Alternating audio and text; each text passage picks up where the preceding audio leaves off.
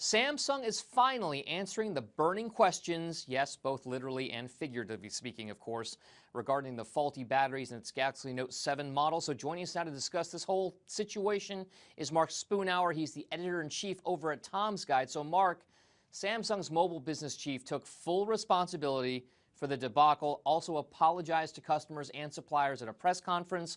What exactly was the final outcome of their internal probe? Why did the batteries explode? Right, so it was a long time coming, and there was a lot of speculation leading up to this. But what they're saying is that the Note 7 exploded and caught fire in some cases because of two separate faulty batteries, and that there was manufacturing defects that caused the phones to basically short circuit. All right, so we know formally now, we've known for a while that it was battery related.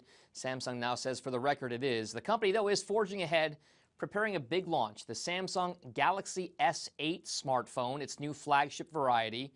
Can the company actually recover? Is it a good move right now? We already hear some issues with regard to them delaying the possible release of this phone.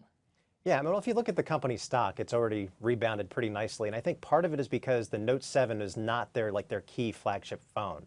They have a lot of loyal customers who love that device, but it was on the higher end. So it was almost like a niche device compared to the Galaxy S7.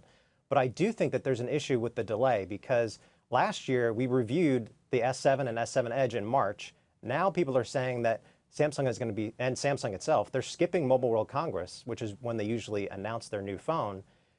And it's probably going to be announced either in March or as late as April and hit stores in April. So the problem with that is now it gives Apple a little bit more time, and it shortens that window between when the S8 would launch and when the iPhone 8 would launch in the fall. And that's, of course, the biggest dynamic in the world of smartphones right now, the competitive landscape. So how is that competition heating up between the upcoming iPhone release and the Samsung new Galaxy S8 smartphone? This is a very, very heated rivalry.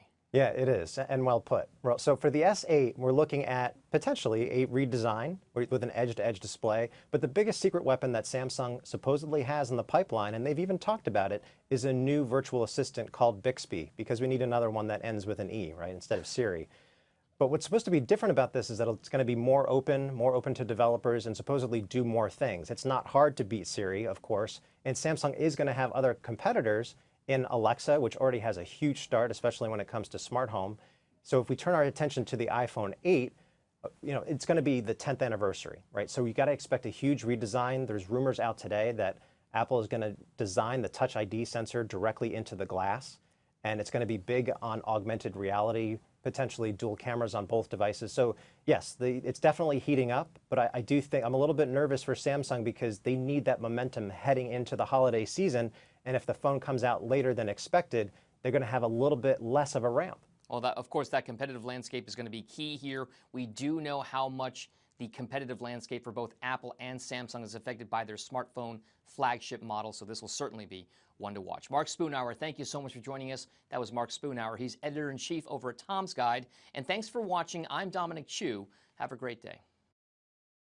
Hey there, thanks for checking out CNBC on YouTube. Be sure to subscribe to stay up to date on all of the day's biggest stories. You can also click on any of the videos around me to watch the latest from CNBC. Thanks for watching.